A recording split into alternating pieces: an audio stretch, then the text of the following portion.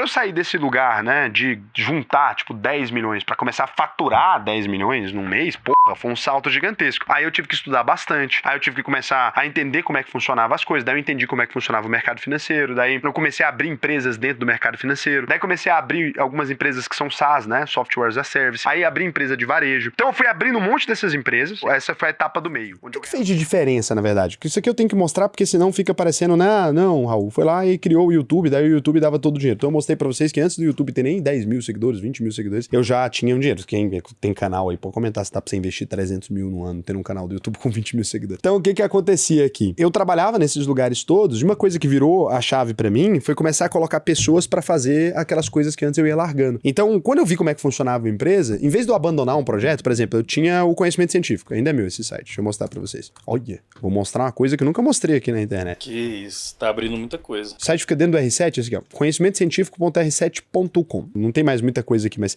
você vê que parou de publicar em 2023, né? Então ele durou muito tempo. Em vez de eu parar os projetos que eu gostava, eu comecei a colocar pessoas pra fazer aquilo. Eu não queria mais escrever. Daí eu ia lá e contratava algum redator e falava pra ele, ó, você fica com tantos por cento da receita, ou eu te pago 150 por artigo. E aí eu comecei a pagar as pessoas pra escrever nos sites, em vez de eu ficar colocando sozinho. E daí eu ia ficando com a receita dessas coisas. Daí como eu tenho muitos sites, assim, se você pesquisar na internet, tem uns 70. É por isso que eu não consigo citar todos aqui. Eu fui fazendo isso com os sites, e aí eu descobri que eu podia fazer isso, na verdade, com qualquer coisa. Então, com os sites, por exemplo, eu ajudei um amigo a criar uma empresa também de hospedagem ali, que até hoje existe, e daí eu dei uma grana pra ele, daí eu virei sócio de um pedaço, daí a gente ganhava dinheiro hospedando os sites ali. E eu nunca hospedei meus próprios sites comigo mesmo, eu sempre hospedei com os outros, porque não gostava de misturar as empresas, porque eu tinha medo de fazer tipo um negócio vai que Batista, fale uma, começa a quebrar todas, né? Então, eu fui deixando elas separadas. E aí eu fui fazendo pequenos negócios que davam dinheiro, assim, então. Aí acho que isso aqui foi me ajudando bastante. Só que nisso aqui é isso que eu tô falando, eu juntei milhões, mas eu ganhava esse dinheiro meio que pingado, investia e eles iam acumulando. Então,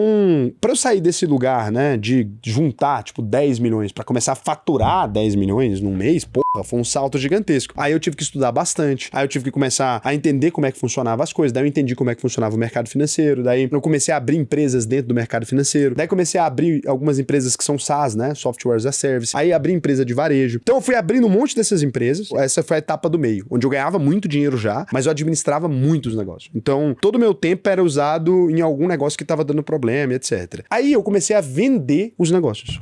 Aqui que começa a mudar muito a composição do meu dinheiro, porque quando eu comecei a vender os negócios que eu tinha montado, pequenas empresinhas, né, elas começaram, cada uma ser vendida por 700 mil, 1 milhão, 1 milhão e meio, 1 milhão e sei lá quanto, pequenas empresas mesmo, pequenos sitezinhos, etc. Eu fui vendendo esses negócios, e aí não só fui acumulando mais dinheiro, que virava mais dinheiro ainda, numa velocidade cada vez mais rápida, como isso me deu espaço para investir em empresas que estavam começando, foi o caso do Investidor 10, por exemplo, e tal, eu tinha dinheiro na mão para investir em outras empresas, e além de tudo me deu tempo para focar na UVP. Então, quando eu comecei a parar de ter um monte de negócio, ironicamente, eu comecei a focar cada vez mais, aí esses negócios que antes me tomavam tempo, eles se transformaram em dinheiro, e a UVP, ela começou a crescer cada vez mais, porque daí eu tinha tempo para fazer os negócios aqui dentro. Então, em vez de ficar pensando em ganhar pequenos dinheiros, eu comecei a focar na consultoria, comecei a focar na área de banking, no cartão de crédito, né, que são coisas que não são comuns aqui. Eu nunca fiz publicidade no meu canal, né, fiz umas 3 vezes na vida. E daí, como eu comecei a fazer isso, cara, aí o negócio foi expandindo absurdamente. Então, não só a escola cresceu, e me deu muito dinheiro mesmo, a UVP, né, a escola de investimentos, se você multiplicar o número de alunos no mês pelo negócio, começou a me dar muito dinheiro, como eu comecei a perceber algumas coisas, que é isso que eu vou tentar consolidar nesse vídeo. Eu tive que te contar a história inteira, porque senão ia ficar meio sem pé nem cabeça, né? Do nada vem um menino e fala, como é que eu cheguei a 100 milhões? Daí se eu não explicar que tem um background, que não foi do dia pra noite, etc. Ia ter 1000 pessoas comentando aqui, nossa, de repente o cara fica rico. Não é assim, de repente fica rico, né? Você tenta 1000 coisas, uma hora acerta. Se imaginar que eu tentei 300 empresas, na verdade eu sou muito ruim. Eu acertei 0,2, mas é que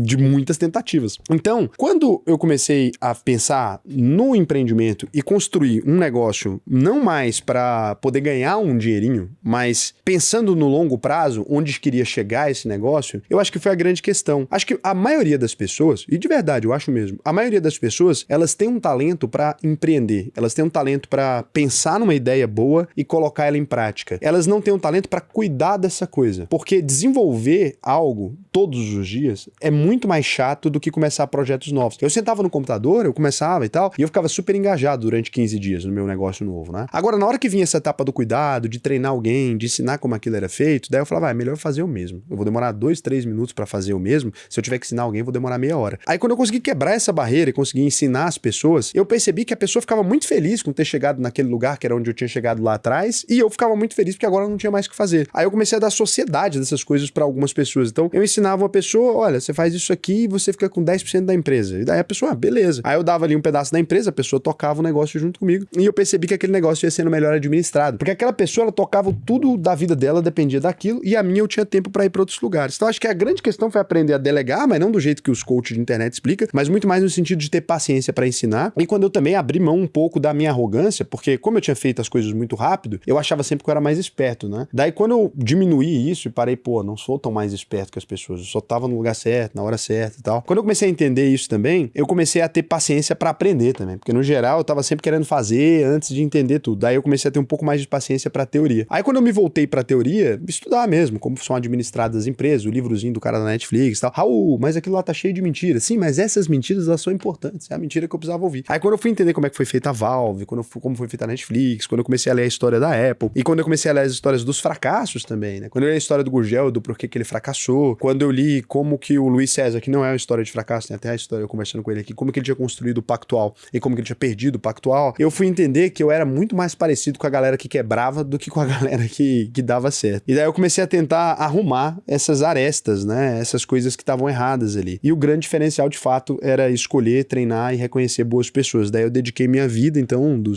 depois dos 25, 26 ali, que eu já tinha juntado alguns milhões, eu comecei a me dedicar a escolher gente boa. E daí eu usei todo o meu esforço mesmo pra reconhecer pessoas que fossem parecidas comigo, que tivessem ali aquele ímpeto de construir alguma coisa, mas que fossem muito ruins de dar manutenção. Aí eu comecei a contratar pessoas pra dar manutenção pra essas pessoas. E daí a gente que... Bem real isso. A empresa. Empresa. Aí eu fui construindo um povo que é meio inteligente, eles constroem coisa, aí eu arrumo um povo pra administrar pra eles, e daí eles foram ganhando dinheiro e a gente foi escalando. Então, faturar 100 mil foi muito fácil, sendo bem sincero. Foi fácil mesmo, não deu muito trabalho. Faturar 1 milhão deu um pouco mais de trabalho. Faturar 10 já foi mais canseira. Porque sozinho, com talento, você faz 100 mil. Agora, passar de 100 mil é muito difícil. É isso que era o ponto pra mim ali central, né? Ganhar 80 mil de salário eu até consegui. Fazer isso vir de uma coisa que não dependesse do meu trabalho, meu Deus do céu, como deu trabalho. E aí eu tive que recomeçar tudo de novo e aprender. Mas essa foi a história, assim. E daí os investimentos, onde ele entra nisso? Todo o dinheiro que eu pegava, como eu mostrei pra vocês aí no vídeo, eu sempre comecei a investir para que eles gerassem novos dinheiros, né? Então eu nunca fui um cara muito gastador. Agora hoje em dia eu sou, mas eu não era muito gastador até essa época. Eu sempre gastei,